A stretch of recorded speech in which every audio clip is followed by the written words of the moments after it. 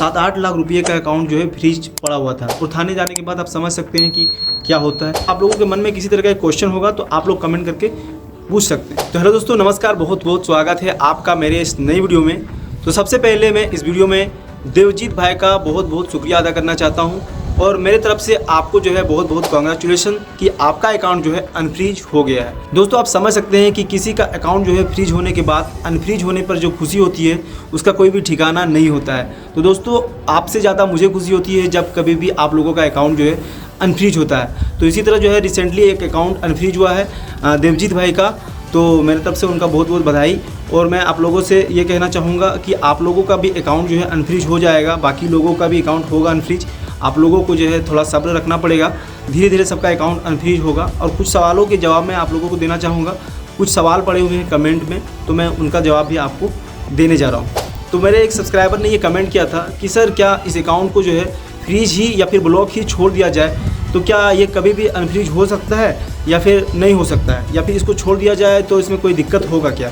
तो दोस्तों, मैं आप लोगों को कहना चाहूँगा, आपका अकाउंट अगर फ्रीज ही रहता है तो आपका अकाउंट जो है फ्यूचर में हो सकता है कि आपका अकाउंट अनफ्रीज हो जाए। अब आप ये सोच रहे होंगे कि ऐसा कैसे हो सकता है। तो दोस्तों, किसी एक बंदे के कंप्लेंट के कारण कई लोगों का अकाउंट जो है फ्रीज हो जाता है। तो दोस्तों, ऐसा इसलिए होता है कि जैसे होता क्या है कि मान लीजिए किसी एक बंदे के अकाउंट में फ्रॉड हुआ है और वो पैसा जो है जिसके अकाउंट में जाता है तो वो तो आपके हिसाब से तो उसी अकाउंट को फ्रीज करना चाहिए जिस अकाउंट में पैसा गया। लेकिन होता क्या है कि वो पैसा क्या करते हैं, जैसे मैंने आपसे जो है ट्रांजैक्शन किया और मैंने क्या किया कि उस पैसे को अपने फ्रेंड्स के पास भेज दिया। तो हुआ क्या कि मेरे पास से जितने भी पैसे मेरे दोस्तों के पास गए तो मेरे दोस्तों के अकाउंट में पैसे चल चुके हैं। तो होगा क्या कि जब अकाउंट में फ्रीज नहीं हुआ था तो किसी का भी अकाउंट फ्रीज नहीं होता, क्योंकि बंदे ने अभी तक कंप्लेंट किया ही नहीं था। होता क्या है कि जब पैसा आपका किसी और के पास या फिर 2-4 बंदों के पास चले जाता है, उसके बाद अगर कंप्लेंट होता है तब उस मोमेंट में क्या होता है कि सारे लोगों का अकाउंट फ्रीज कर दिया जाता है। और अगर किसी बंदे के साथ जो है फ्रॉड होता है और उस पैसे को जो है एक अकाउंट से दूसरे अकाउंट में ट्रांसफ़र नहीं किया जाता है, जैसे कि किसी बंदे के साथ फ्रॉड हुआ और वह पैसा जो है मेरे पास आ गया, लेकिन मैंने किसी को पैसा अभी तक भेजा नहीं है और किसी ने अभी तक कंप्लेंट भी नहीं किया है। और उसके बाद क्या होता है कि किसी बंदे ने कंप्लेंट कर दिया लेकिन मैंने अभी तक भी पैसा किसी को नहीं भेजा है। तो ऐसे कंडीशन में क्या होगा कि सिर्फ और सिर्फ मेरा ही अकाउंट फ्रीज किया जाएगा, किसी और का अकाउंट फ्रीज नहीं होगा। तो इसीलिए क्या होता है कि अगर किसी और का भी अकाउंट फ्रीज हुआ होगा और इन्वेस्टिगेशन के दौरान जो है कोई भी ऐसा त्रुटि नहीं पाया जाएगा, कोई भी ऐसा गलती नहीं पाया जाएगा, कोई भी लीगल एक्शन नहीं लिया जाएगा, तो उस मोमेंट में क्या होता है साइबर क्राइम वाले जो है मेल कर देते हैं बैंक को कि खाता को अनफ्रीज कर दिया जाए। तो उस मोमेंट में जो है वो सारे अकाउंट को जो साइबर क्राइम के द्वारा जो है फ्रीज किया गया होता है उस सारे अकाउंट को जो है अनफ्रीज कर दिया जाता है। दोस्तों, कई बार ऐसा हुआ है, ऐसा होता है। मेरे दोस्त के साथ भी ऐसा हुआ था और उसका अकाउंट अभी अनफ्रीज हो चुका है। लेकिन ऐसा होता है, आप लोगों को डरने की बात नहीं है। और एक बात का ध्यान रखें कि आप कभी भी जो है पुलिस को पैसा वैसा देने का बिल्कुल भी कोशिश ना करें। कई बार होता है क्या है कि आपका अकाउंट जो है फ्रीज पड़ा हुआ होता है, उसमें कंप्लेंट हुआ होता है, तो आप जो है थाना से अपना लोकल पुलिस स्टेशन से डरते हैं।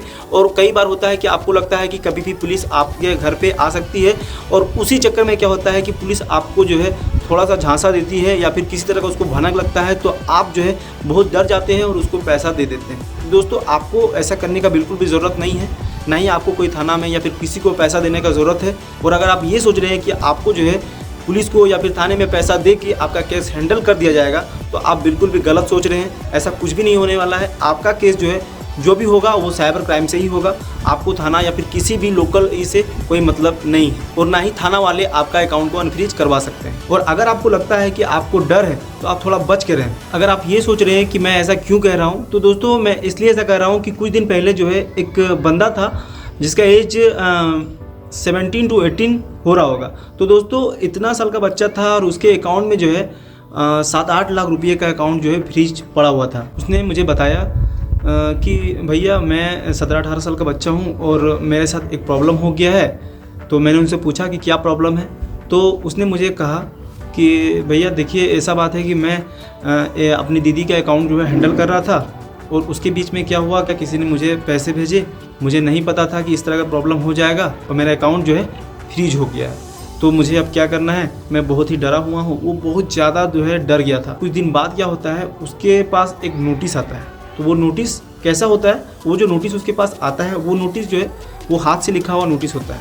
दोस्तों जैसे होता है कि कोई भी अधिकारी या फिर साइबर क्राइम से कोई भी नोटिस अगर आएगा लोकल थाने में, तो वो नोटिस जो है वो कंप्यूटर बेस पे आएगा, डिजिटल बेस पे आएगा, आपका ऑनलाइन आएगा। तो वो नोटिस कैसा होगा, वो नोटिस तो ऑटोमेटिक जो है रिटर्न होगा, वो भी कंप्यूटराइज्ड होगा।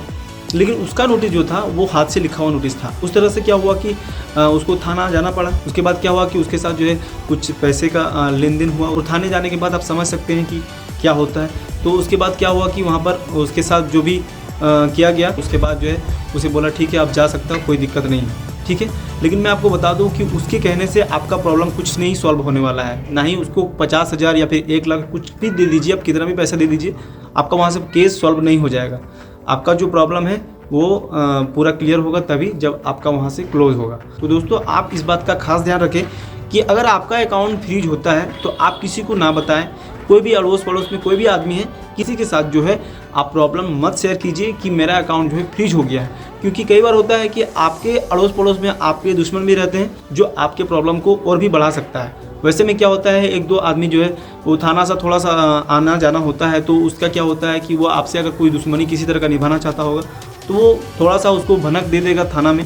तो उसके बाद क्या होगा कि आपके पास उस तरह का नोटिस भी आ सकता है और आपसे जो है पैसे का वसूल भी किया जा सकता है। सारी एप्लीकेशन जिसमें आप यूपीआई को यूज़ करते हैं, आप उसमें अगर जाइएगा तो यूपीआई का एड्रेस जहाँ से होता है यूनिफाइड पेमेंट इंटरफेस, कि वहाँ पर आपको जो है ये दिखाया जा रहा होगा कि आपका मोबाइल नंबर ही आपका यूनिक पेमेंट इंटरफेस बनेगा, इसीलिए इसको जो है कंफर्म करें। और उसको आप कंफर्म करते हैं तो आपका एक मोबाइल नंबर जो है सारे यूपीआई एप्लीकेशन से जो है लिंक हो जाता है। उसको कंफर्म करने के बाद जो है आप किसी भी एप्लीकेशन से अपना नंबर को टाइप करेंगे तो आपके अकाउंट में पैसा चला जाएगा। तो दोस्तों एक तरह का ये क्राइम का बढ़ावा है, क्योंकि आप जान रहे हैं कि फ्रॉडस्टर क्या करते हैं, किसी भी नंबर पे पैसा भेज देते हैं और उसके बाद उसी नंबर पे जो है कंप्लेन करते हैं, जिसकी वजह से क्या होता है कि आप लोगों का अकाउंट फ्रीज हो जाता है। तो इसलिए आप लोग सबसे पहले अपने नंबर को बचाएं, क्योंकि नंबर जब तक आप लोग सेफ नहीं कीजिएगा आपके अकाउंट में कोई भी पैसा भेज सकता है और आपका अकाउंट को फ्रीज करवा सकता है। क्योंकि अभी जो नियम है वो आप बोलें तो बहुत ही अच्छा है, नहीं तो बहुत ही खराब है। आप लोगों के मन में किसी तरह का क्वेश्चन होगा तो आप लोग कमेंट करके